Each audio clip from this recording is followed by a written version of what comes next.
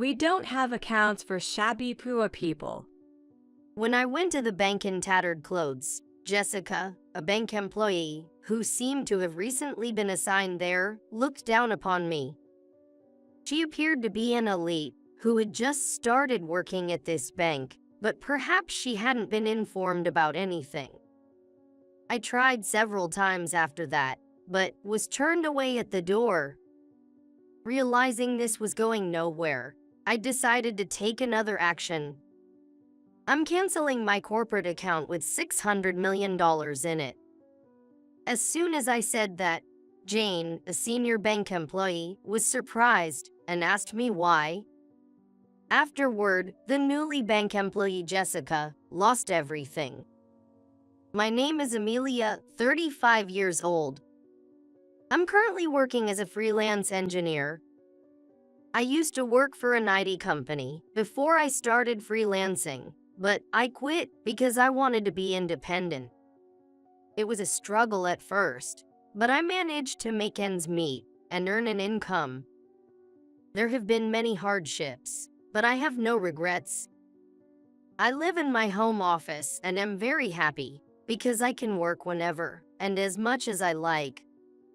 However, I recently experienced an unfortunate event. It was at a certain bank. That day, I needed to withdraw money from the bank. It was the end of the month, so I had to make various payments. I always feel intimidated when I visit the bank after a long time. The bank is quiet, which somehow makes me feel uneasy while waiting, but finally, it was my turn. "Excuse me, I'd like to withdraw some money." The person who assisted me was a flamboyantly dressed woman, unusual for a bank employee. Her makeup looked like it took a long time to apply, something I couldn't muster the effort to do daily, which intimidated me. She was the type of person I generally find difficult to deal with, so I wanted to finish up quickly and go home. But it didn't go as planned. Withdraw money? Excuse me, but do you actually have an account with this bank? What do you mean? Well, I thought maybe you came to borrow money or something, because with that look, you know. I wonder if the woman who looks at me seriously doesn't know the word rude. Glancing at her name tag, I saw it read Jessica. I denied Jessica's words and reiterated that I had come to withdraw money. If you want to withdraw, you could use the ATM, you know. Oh, no, it's just that. Huh? I can hear what you're saying. Can you speak more clearly? Jessica's condescending attitude made me feel very uncomfortable. I want to withdraw money. Sorry, but it's a waste of my time dealing with you. I can hear what you're saying, so come back when you can speak more clearly, okay? Her dismissive gesture was like she was shooing away a bug. My spirit was completely broken, and I silently got up from my seat. Being looked down upon without proper communication left me feeling unsettled, but I hoped a different person would assist me if I came on another day. I returned home feeling upset. Although I tried to get to work, I couldn't focus and ended up not getting much done. Another day, I revisited the bank, intending to withdraw money. About a week had passed since then. I had been putting it off because I was dreading going back. I thought there was no way I'd run into Jessica again so soon, so I decided to give it another shot. Unfortunately, as I sat waiting my turn, I ran into Jessica, who was on the floor.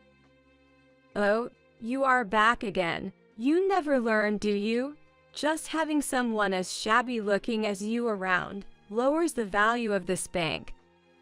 Hello? I need to withdraw some money. Withdrawing money, huh? How much are you planning to withdraw? It's probably just chump change, right? Jessica treated me with the same dismissive attitude as before. I didn't need to tell her the amount, but feeling overwhelmed, I honestly answered, Roughly $15,000. $15,000? Why would someone like you need that kind of money? Don't tell me you're in debt or something. Or is it to pay off that debt? It's probably your parents' money. You know, it's pretty shameful to be so ungrateful to your parents. Jessica made up a completely baseless image of me. I didn't want to bother denying it, but I also hated letting her comments go unchallenged, so I insisted it was my money. Still, she looked at me with doubt, making me wonder if it made any difference. Jessica said I look poor, but I'm not struggling with money. Do I really look that impoverished? I'm not fashionable, I don't have the kind of look of Jessica, and I wear light makeup. That makes me wonder if she thinks so. Talking to her really knocked my confidence. Just as I was thinking about leaving, my turn came up. Amelia. Oh, Jane, sorry, I'll come now. I said a word to Jessica, and I headed over to Jane.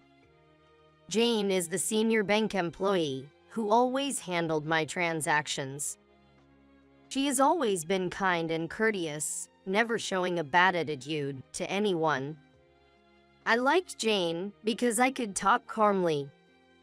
But to my surprise, Jessica said to Jane, Jane, you don't have to bother with this person. She says she wants to withdraw $15,000, but who knows if she even has that much. Jane's eyes widened in shock, and she scolded Jessica. What kind of attitude is that? Jessica, I've told you before, treating our customers rudely affects the trust in our bank. Stop it. Yeah, my apologies. I'll be going then. Despite Jane's reprimand, Jessica left nonchalantly. Watching her leave, Jane sighed deeply. I'm so sorry about that. She's new here, but we've had some issues with her. Apparently, she was considered an elite at her previous bank and was trusted, but... Jane apologized with a troubled look.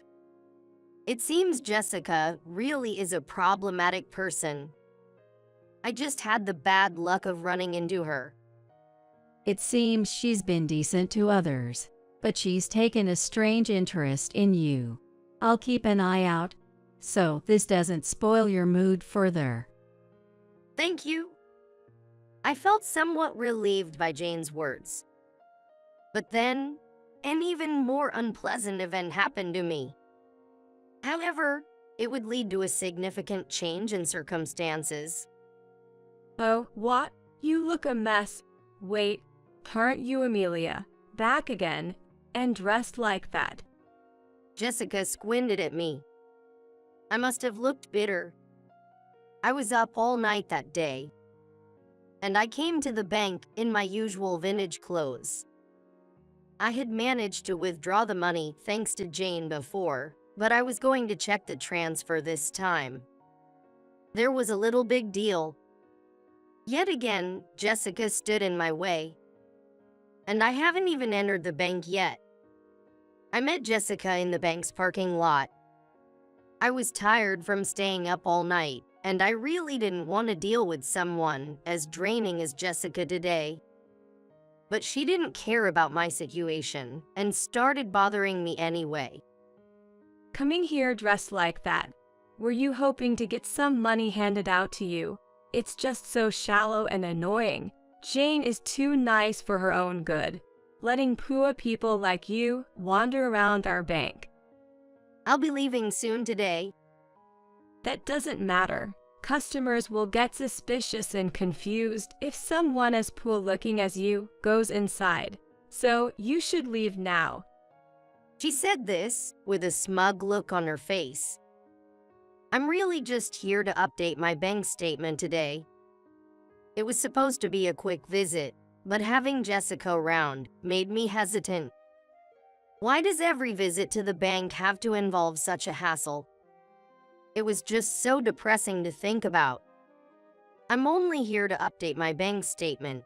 Can I go now? As I tried to walk past Jessica, she turned around and said, "We don't have accounts for shabby poor people." Hearing her words, I was thoroughly disgusted and decided it was pointless to engage with her any further. Understood. As I said this, Jessica started laughing triumphantly. "You're quite obedient, aren't you? You didn't have one in the first place. You are just bluffing and getting Jane to help you. You were actually here to borrow money, right? How embarrassing. An adult who can't even earn properly." I thought to myself, let her say whatever she wants. It's useless talking to her. As I resigned myself to this thought, Jessica looked at me with a bored expression. "Why don't you say something back? Or is it too accurate for you to respond?" No, I just think it's a waste of time to say anything to you. Oh, so not being able to retort just makes you even more pitiful. Jessica's mocking attitude just made me feel worse. It was truly pathetic not to be able to say anything back. But I couldn't shake the feeling that anything I said would just be twisted against me. You seem to be under a misunderstanding, but I'm not the poor person you think I am. I've moved out of my parents' house and work properly as a freelance engineer. I've never felt miserable about myself. I'm satisfied with my life as it is. What's that? An excuse? Poor people always have to put on airs to avoid feeling miserable, right? I'm telling you, I'm not poor. Getting worked up, she just narrowed her eyes, looking pleased with herself. She must just enjoy belittling anyone she can. What a miserable person. I'd rather be poor than wealthy if it meant becoming someone like her. I'm an elite, you know. I live a life of luxury. You can't even imagine. My parents are proud of me, and the bank trusts me. You're like the moon to my sun, you know. Aren't you jealous? I don't feel any envy. You look more miserable to me. What are you going to be for showing off? That's why you get treated like this. You're probably looked down on everywhere you go. Serves you right. Jessica said loudly and burst into laughter. One day, I'll be the head of this place. Then I'll be on top, making $600,000 a year. You wouldn't understand the value of that kind of money. But that's okay. It's an amount you'll never see in your lifetime. Jessica had a provocative smile on her face. All I could think was what an ambitious person she was. Jessica then went back into the bank. She probably felt satisfied after saying everything she wanted. In contrast, I was left feeling nauseated by the encounter.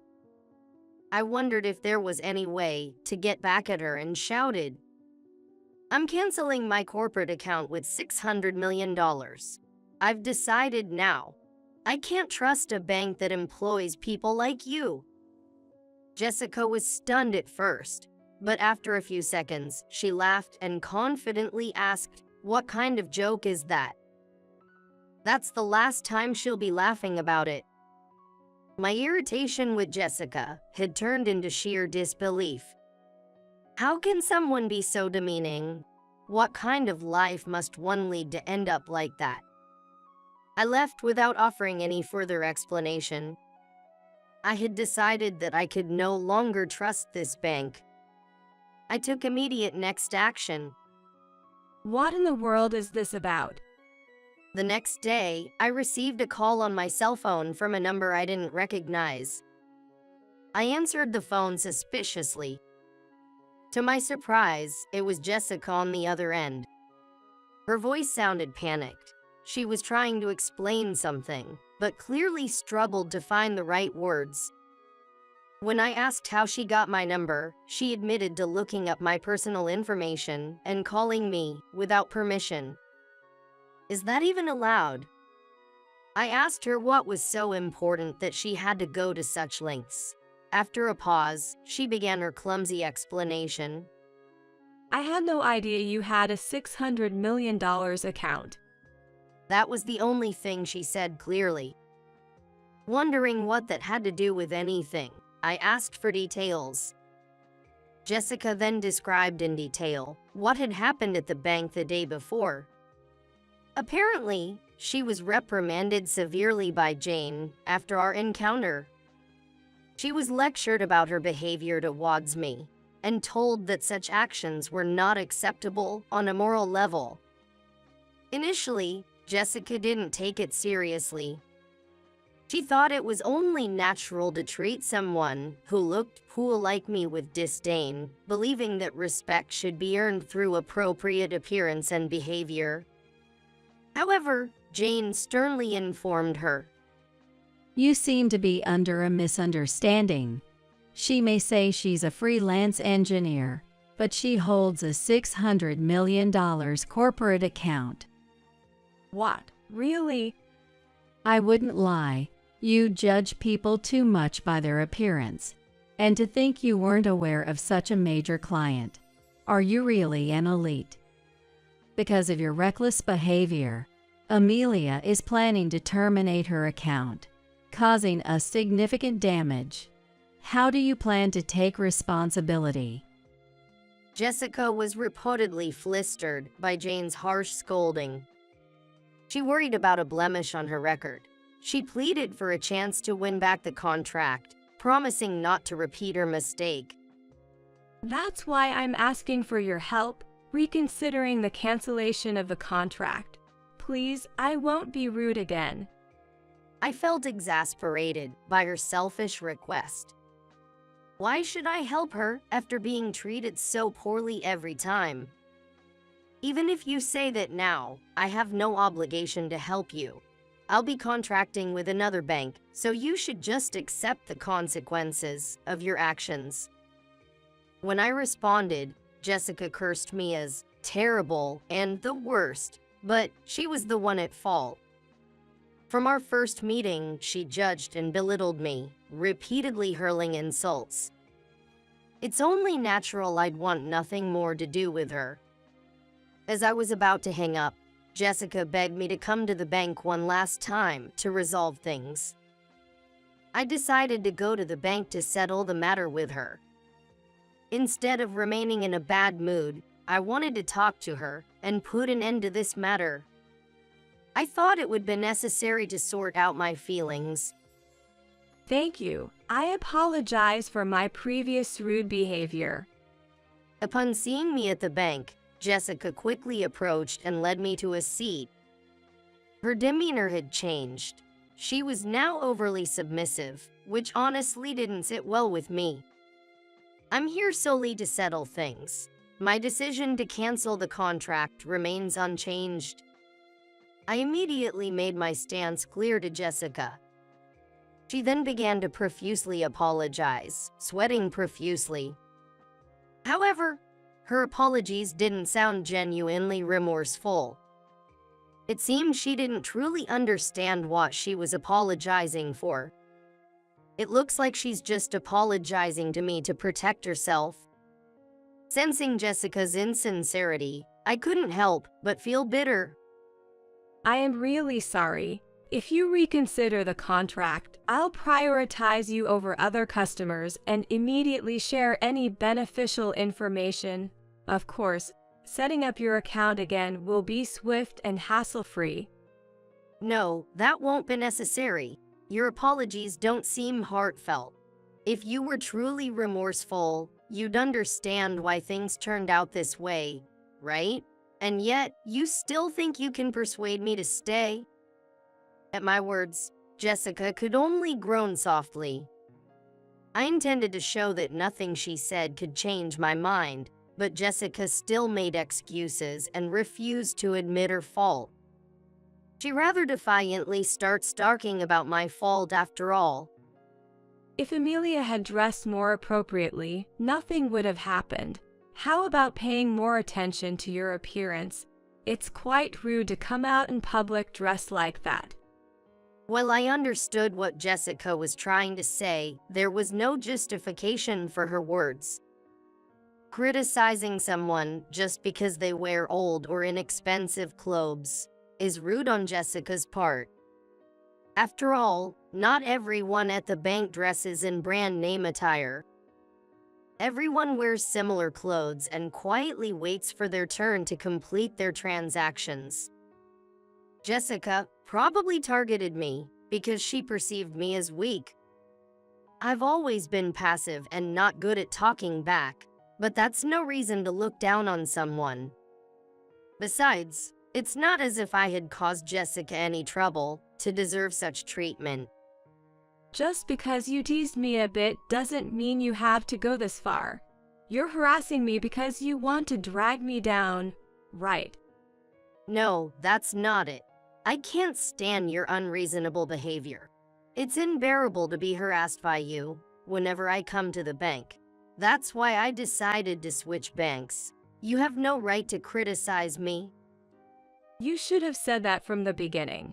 I wouldn't have behaved like this if I had known about the account with a lot of money. Jessica became too desperate, digging her own grave. Her loud complaints caused a stir among the people around us. Someone must have reported Jessica and me to the bank staff because Jane and a security guard came rushing over to us. Jessica, what on earth are you doing? Jane, I was just trying to get Amelia to reconsider, that's all. Her gaze wandered as Jane approached. Jane looked at her attitude and glared at her as if she had guessed that the conversation was not peaceful. Enough. What were you really saying? Don't tell me you were mocking Amelia again. Calling someone out to belittle them is beyond rude. And you're supposed to be an elite recognized by headquarters. Jane yelled at Jessica in an unusual emotional way. According to Jane, Jessica's behavior was inexcusable for a supervisor. Touched by Jane's anger, Jessica's face contorted in fear, probably never having been seriously yelled at before. She has lost her nerve. Jane sharply warned her. If you continue causing a scene, I'll have the security guard escort you out. Your behavior will be reported to headquarters for further action. With someone like you around, the bank's reputation will surely suffer, forcing headquarters to act. But I've been working hard to become the head of this bank. If you do this, it'll tarnish my career. If someone like you becomes the head, the bank will surely go under. Start taking responsibility for your actions and think about your situation. Jessica looked at me half in tears when Jane told her so. Amelia, say something. Because of you, my life is ruined. Jessica glared at me, wiping away tears. She is helpless to blame people to the end. This is the result of your own actions. Why don't you accept and reflect on that? I told her coldly and headed for the bank's exit. Jessica desperately tried to stop me, but fearing she might cause harm, the security guard restrained her and took her away. Such a nuisance. Wanting to avoid further trouble, I quickly got into my car and drove to another bank. I'll open a new corporate account and get my mind back on track. I was thinking about that while driving. Later, I heard from Jane that Jessica was fired in a meeting at headquarters. Apparently, her problematic behavior and tendency to arrogantly claim credit for others' work had been exposed. Despite her resistance and attempts to avoid dismissal, her superficial lies convinced no one. After being ousted from the bank, Jessica, unable to forget her high-standard lifestyle, incurred debts to maintain appearances. However, her debt grew unmanageable, and she was unable to borrow from regular banks. Resorting to borrowing from dangerous sources, Jessica could no longer lead a peaceful life and reportedly fled in the night. Her current whereabouts are unknown. This story, which Jane shared with me, It's only a rumor, but I thought Jessica could do it. As for me, I continue working as a freelance engineer. After successfully completing a significant transaction that led to more opportunities, I've now achieved a stable income. It wouldn't be an exaggeration to say I'm successful. The company has grown, and I'm no longer running it alone, but working alongside a few employees, sharing the workload. I am not haughty like Jessica, but I am living within my means,